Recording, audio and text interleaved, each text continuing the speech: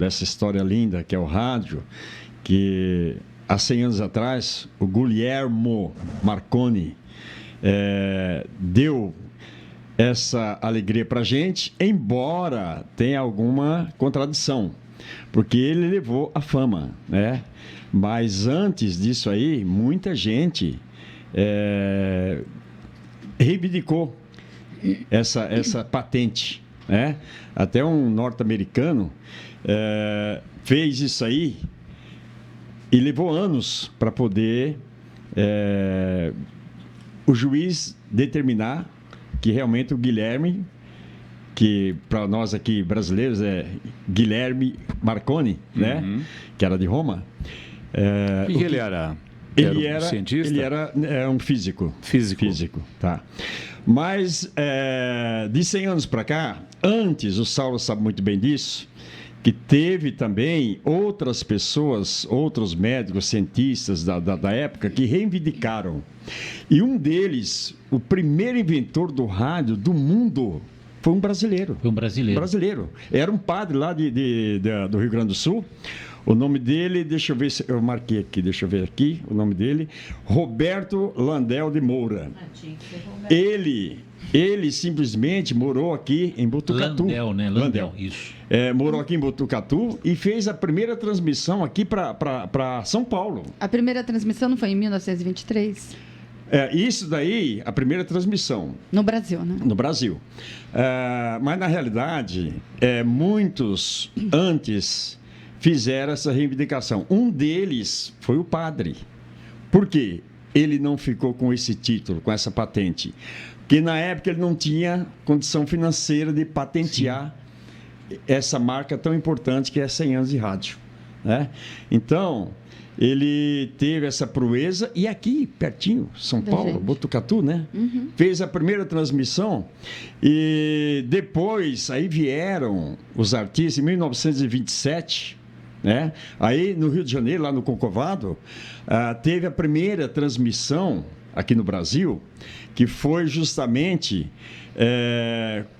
na época era Epitácio Pessoa, o presidente. Ele fez o primeiro discurso no rádio e tocou lá nessa época o clássico do... Bom. Não, peraí, deixa eu me lembrar aqui. Carlos Gomes, o Guarani. O Guarani. O Guarani, exatamente. A gente estava falando no programa do professor sobre o Carlos Gomes, né? O brasileiro de Campinas, que Sim. Escreveu o Guarani, né? A Voz do Brasil. Exatamente. Então, aí de lá para cá, começaram a surgir as telenovelas, os programas de auditório, as irmãs... As cantoras do rádio. Carmen Miranda, né? Emilinha Borba. E de lá para cá, os programas de auditório, tipo Chacrinha, o pessoal lá do Rio de Janeiro, os bambambãs das rodas de samba, né? Cartola e todo mundo. Aí começou a vir essa febre. E hoje nós temos aí muitas lembranças maravilhosas, muitos radialistas, por exemplo, Hélio Ribeiro na Band marcou uma época, né? Nossa, demais, O poder da mensagem, que eu não perdia de jeito nenhum. Infelizmente, ele nos deixou tão cedo. Mas José Paulo de Andrade, muitos ícones da televisão brasileira, o Dácio Boixá. Arruda. Então, essa escola nasceu através desse discurso de Epitácio Pessoa, né? E também desta ópera que foi tocada no Concorvado do Rio de Janeiro, isto há 100 anos atrás. Há 100 anos. De lá para cá, todo mundo ficou conhecendo o rádio e depois passou para a televisão, que é o que nós estamos vivendo até hoje. Para você ter uma ideia, no dia 3 de dezembro de 2022, meu pai completaria 100 anos. Meu pai desencarnou faz 6 anos. Então, você vê, eu me lembro quando eu era criança, de 7, 8, 9 anos. Olha, quando eu nasci, até os meus 12 anos, eu tive uma infância muito rica. E eu me lembro de coisas como se fosse hoje, e é como se eu lembrasse segunda, terça, quarta, quinta. Eu tenho milhares de lembranças daquela época. Então, quando eu falo, a sensação que muita gente tem é que eu vivi 10 vidas, dos meus 0 aos meus 12 anos. Mas não. Eu vivi plenamente aquele período.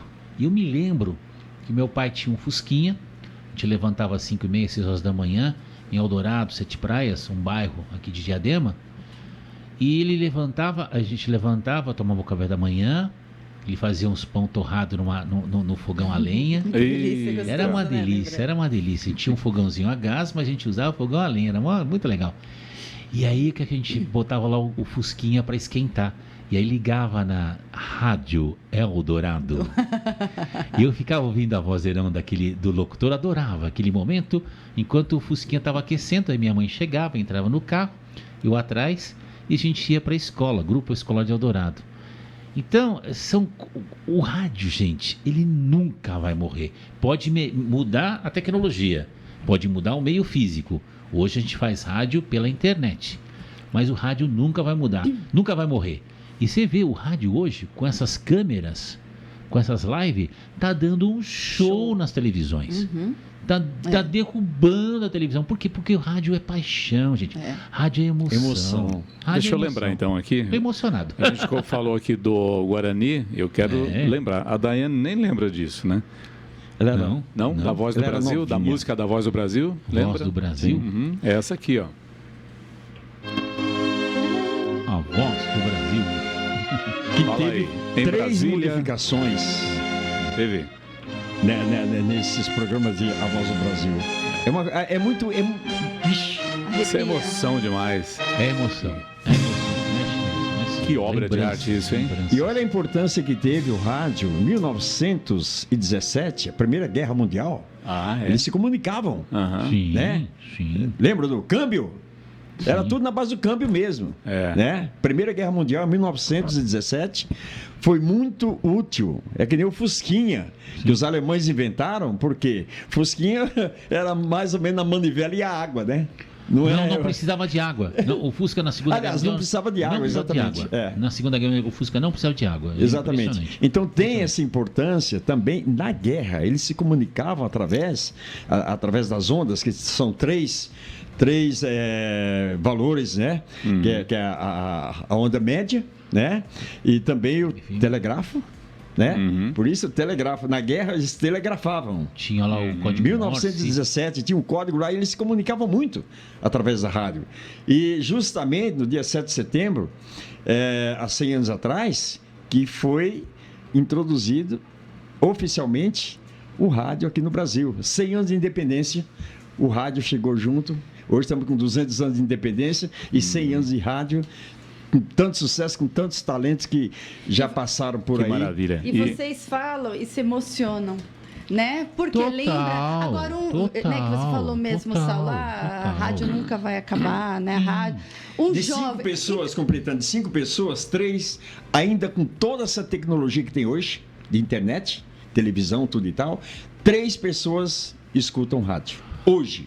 Vivi, Isidoro, Vandão, Heloísa, você que está ouvindo, que está vendo o programa hoje aqui, o The Wall, para você ter uma ideia, em 1970, ou seja, nós estamos falando de 52 anos, no Brasil, em média, para cada 5 casas, pelo menos essa é a informação que eu tenho, posso estar errado, para cada 5 casas, 3 tinham fogão a lenha. Para você ter um telefone discado naquela época, você levava de 1 a 4 anos para ter um telefone. Era uma loucura. Então, o que acontece? Eu me lembro que a gente morava em casas que pareciam pequenas chácaras, que você acordava de manhã, então chegava, por exemplo, o carro para deixar o pão e leite na porta. Ai, que delícia, Isso eu lembro. Que era também. garrafa paulista, era uma Isso eu garrafa de lembro. vidro, depois virou saquinho E o plástico. filé Muito de bom. pão. E o filé de pão, a bengala deixava. Então você chegava lá, por exemplo, tinham regiões ali, perto ali da sua casa, que tinham pessoas que tinham lá 3 ou 4 cabeças de gado, produziam o próprio leite, utilizavam